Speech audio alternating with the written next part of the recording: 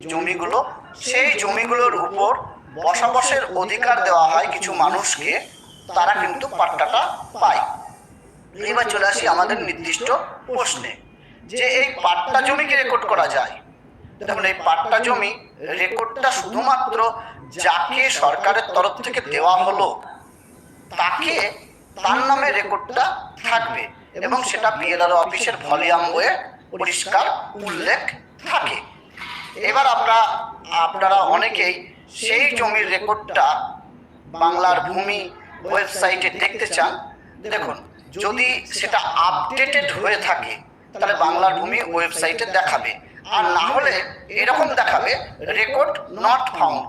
তবে এতে কোনো আশঙ্কার কারণ নেই, এটা আপনারা বিএলআরও অফিসে গেলে অফলাইনে তার তথ্য পেয়ে যাবেন। সেই দাগ এবং খতিয়ান নম্বর দিলে সেই তথ্য আপনি পরিষ্কার পেয়ে যাবেন, কোনো